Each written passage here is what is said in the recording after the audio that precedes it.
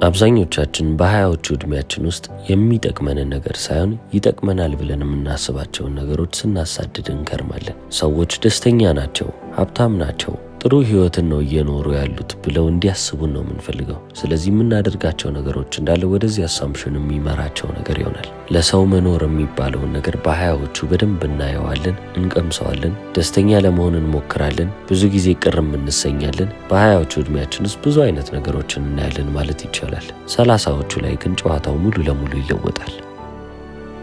ለሰው ኖራችሁ ምንም እንዳላተረፋችሁ የምትገነዘቡበት ጊዜ የሚመጣው ከ30 ዓመት በላይ ስትሆኑ ነው። ብዙ ሰዎች 30 እስኪሞላቸው ድረስ ህይወትን እንደ ቁም ነገር አይቆጥሯትም። ከ30 በኋላ ግን ነገር እየከረረ ይመጣል። የህይወታችሁን ስር መሰረት አስተካክላችሁ በጣም ጥሩ የሚባል ህይወትን ለመኖር መሞከር ትጀምራላችሁ። 30ዎቹ ውስጥ ናችሁ ማለት አረጃችሁ ማለት አይደለም። በዛውም ልክ ግን ወጣት ናችሁም ደግሞ አይባልም። ስለዚህ በቂ የሚባል ኤነርጂና ጉልበት አላችሁ። በጊዜ ያን ያህል ባትታደሉም እንኳን ጊዜ ላይ በጣም የተትረፈረፈ እንደ ማንኛውም የ20 ዓመት ወጣት ጊዜ ባይኖራችሁ አቅሙ ግን አላችሁ። ከማንኛውም ወጣት የተሻለ የህይወት ኤክስፒሪየንስም ይኖራችኋል። ስለዚህ ይህችን ጥበብ ተጠቅማችሁ ነው ህይወታችሁን ለመቀየር የምትሞክሩት። የዛኔ ነው እንግዲህ ኮምፓውንድ ኢንትረስት ምን ያህል አስፈላጊ እንደሆነ እያወቃችሁና እየተገነዘባችሁ መምጣት ያለባችሁ። ኮምፓውንድ ኢንትረስት ማለት ትናንሽ ነገሮች በጊዜ ሂደት ትልቅ ሲሆኑ ነው።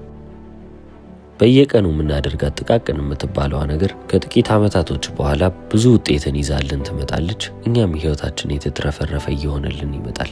አንድ የበረዶ ኳስን እንደ ምሳሌ ያስቡ። በረዶ ከሆነ ተራራ ላይ ይቺን ኳስ ብትለቋት ኳሷ ወደ ታች ስትወርድ በረዶም እንዲሁ አንድ ላይ እየሰበሰበች ነው የምታልፈው። ስለዚህ ኳሷ በመንገዷ ላይ እየተለቀች እታች መሬት ላይ ስትደርስ በጣም ትልቅ የምትባል የበረዶ ክምር ሆና ታክላለች። ይህ ማለት ኳስ አይደለም ማለት ነው። ያቺ ትንሽዬ ኳስ ተቀይራለች። ኮምፓውንድ ኢንትረስት ማለትም በህይወታችን ውስጥ ተመሳሳይ ነው። በቀን ውስጥ የምናደርጋት በጣም ጥቃቅን የሚመስሉ ነገሮች በአመታት ጊዜያቶች ውስጥ ስንመለከታቸው በጣም ትላልቅ ውጤቶችን ይዘውልን ይመጣሉ። ታዲያ ይህንን ኮምፓውንድ ኢንትረስት በእያንዳንዱ የህይወታችን ክፍል ውስጥ ልንመለከተው ልንተገብረውም ይገባል።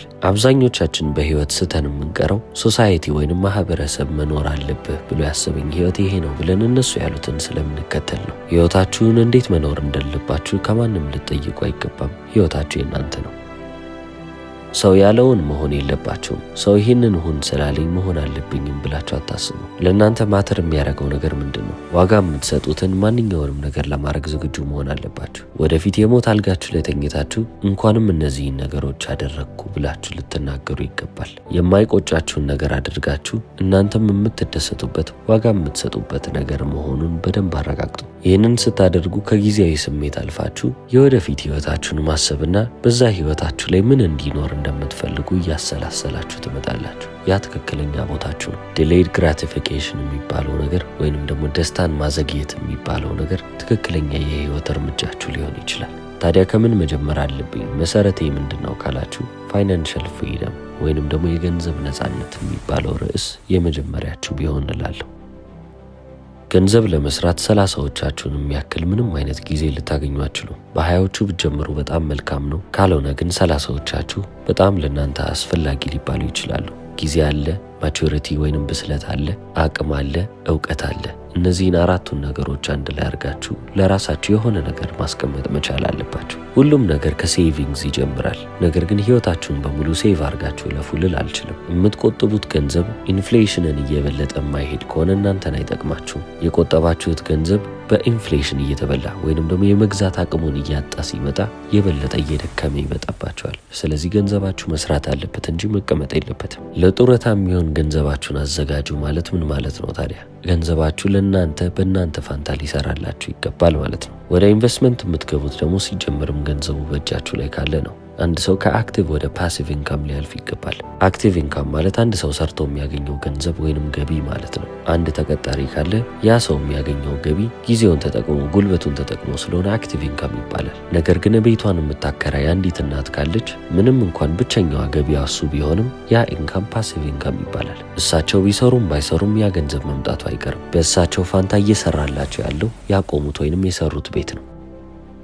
ስለዚህ ሁላችሁም ለራሳችሁ መጠየቅ ያለባችሁን ጥያቄ አሁኑኑ ጠይቃችኋለሁ። ዛሬውኑ ስራ ብታቆሙ አክቲቭ ኢንካም የሚባል ነገር ባይኖራችሁ ለምን ያህል ጊዜ መኖር ትችላላችሁ? በጣም ብዙ ዓመት የሚያኖራችሁ አይነት ገንዘብ ከሌላችሁ ወይንም ገቢ ከሌላችሁ አሁኑኑ የምትሄዱበትን የህይወት መንገድና አቅጣጫችሁን ልትመረምሩ ይገባል። ገንዘባችሁን የትና እንዴት አድርጋችሁ መጠቀም እንዳለባችሁ እኔ ልነግራችሁ አይገባም። ሁሉም ሰው የተለያየ የህይወት ክፍል ላይ ነው ያለው። ሁሉም ሰው ያለው ገንዘብ ይለያያል። ሁሉም ሰው የቀረበለት ኦፖርቹኒቲም እንዲሁ ይለያያል። ስለዚህ እነዚህን ውሳኔዎች ራሳችሁ ታረጉታላችሁ። ነገር ግን የምታደርጉትን ውሳኔ አስተውላችሁ አድርጉ ነው ብለው። ምክንያቱም ይሄ ትምህርት እናንተን ሀብታም ለማድረግ ሳይሆን ለወደፊት ህይወታችሁ ምርጫን ማዘጋጀት ነው። ትክክለኛ የሚባለው ሀብትም የሰው ልጅ የፈለገው ነገር በፈለገው ሰዓትና በፈለገበት ቦታ ማድረግ መቻሉ ነው።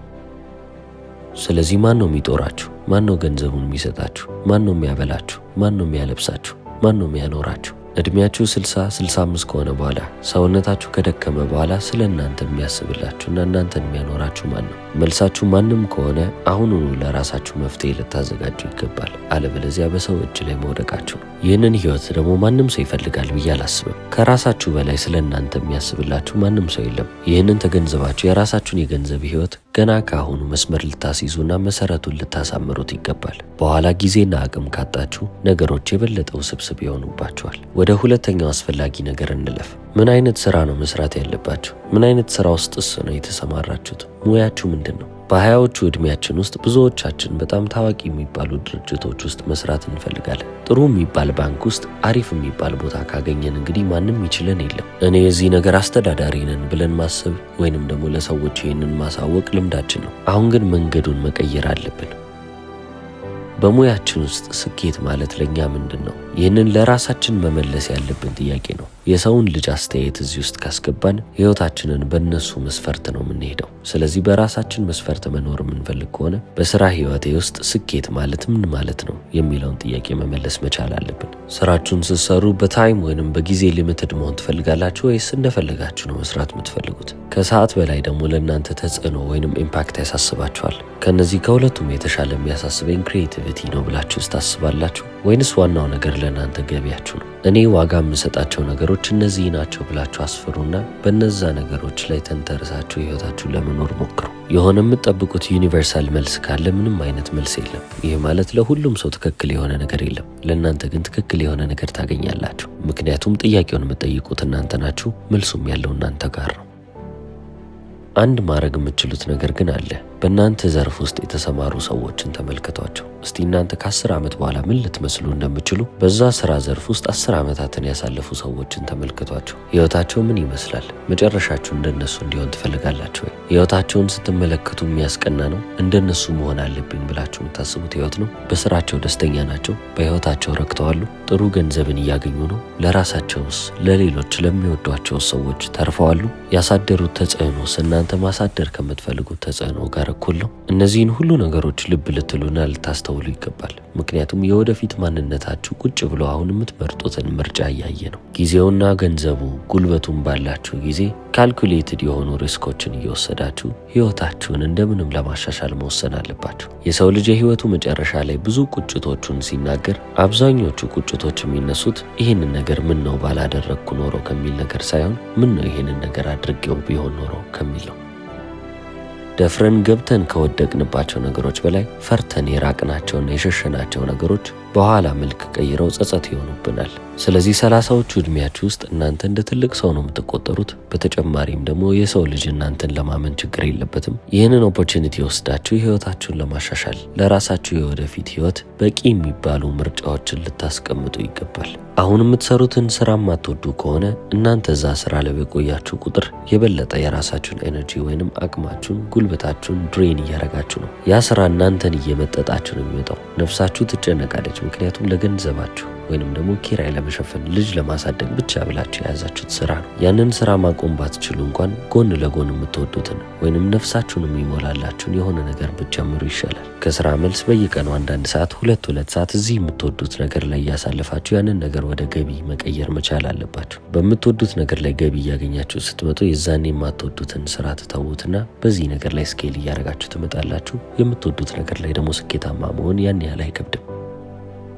ጃፓኖች አንድ ተርም አላቸው፣ ኢኪጋይ የሚባል ቃል ነው። ይህ ማለት የእናንተ ፓሽን ከፐርፐሳችሁ ጋር አንድ የሚሆንበት ስዊት የምትባል ስፓት ነች። የምትወዱት ነገር ከዓላማችሁ ጋር የሚገናኝበት ቦታ ማለት ነው። ያንን ስራ ካገኛችሁ፣ ያንን ነገር ፊገር አውት አድርጋችሁ ማወቅ ከቻላችሁ የህይወት መስመራችሁን በዛ መንገድ ላይ ብቻ ነው ማድረግ ያለባችሁ። ምክንያቱም እናንተ መክሊታችሁም ስጦታችሁም ጥሪያችሁም እዛ ቦታ ላይ ነው። የስራ ህይወታችሁ ላይ መጨመርም መቀነስም ያለባችሁ ነገር ይሄ ነው። አሁን ደግሞ ቀጣዩ የህይወታችሁ ክፍል ምንድን ነው ካልን ሪሌሽንሺፕስ ወይንም ደግሞ ግንኙነቶች ይሆናል።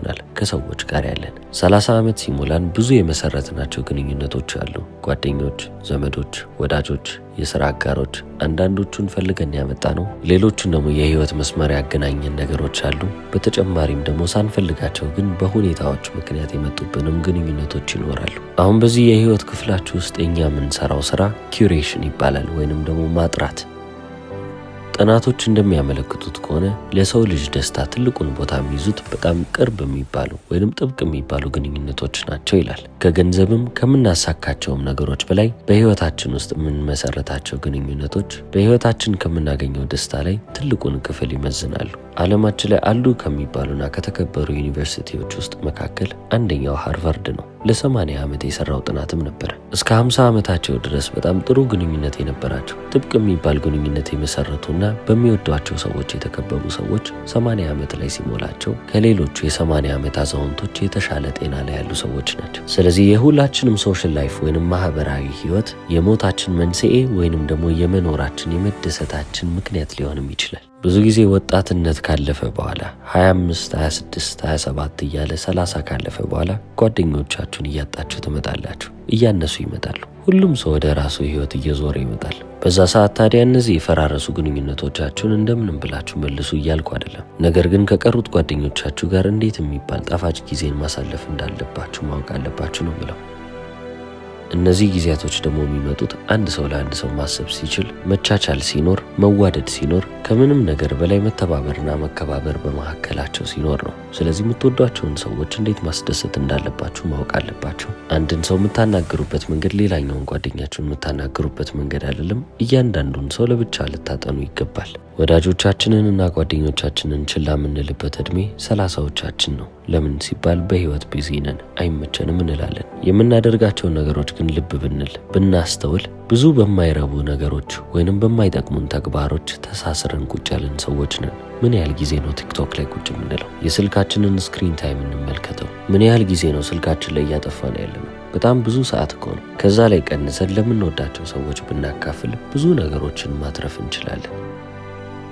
በህይወታችሁ ከምታገኙት ገንዘብ በላይ ከምታገኙት ስኬትና ከምታሳኳቸው ነገሮች በላይ ማተር የሚያደርገው ከሁሉም ነገር በላይ ዋጋ ያለው የእናንተ ሶሻል ላይፍ ወይንም ደግሞ ማህበራዊ ህይወታችሁ ነው። ከጓደኞቻችሁ ጋር በጣም ምርጥ የሚባል ጊዜን ለማሳለፍ ሞክሩ። ከነሱ ጋር ቦንድ ለማድረግ የበለጠ ለመተዋወቅ፣ የበለጠ ለመገናኘት፣ የበለጠ ለመዝናናት፣ አንዱ ሲቸገር አንዱ ጋር ለመድረስ በቃ እንደዚህ በመተባበር ነው ህይወታችሁ እየለመለመ እርካታ የተሞላበት ህይወት እየሆነላችሁ የሚቀጥለው። ይህ ማለት ግን ሰውን ለማስደሰት ኑሩ ወይንም ደግሞ ለሰው ብላችሁ ህይወታችሁን አባክኑ እያልኩ አይደለም። በትላንትናው ቪዲዮ ላይ ሰውን ፕሊዝ ማድረግ እንደሌለባችሁ በደንብ ዲስከስ አድርገናል። ስለዚህ ሰዎች ለማስደሰት ከነሱ ያንን ቫሊዴሽን ለመቀበል መጣር ሳይሆን ከልብም ከነሱ ምንም ሳትፈልጉ እነሱም ከእናንተ ምንም ሳይፈልጉ ቦንድ ማድረግ መቻል ነው። ይህንን ምዕራፍ ከጨረስን ደግሞ ወደ ማይንድሴት እንመጣለን። አመለካከታችሁ፣ አስተሳሰባችሁ መሻሻል አለበት።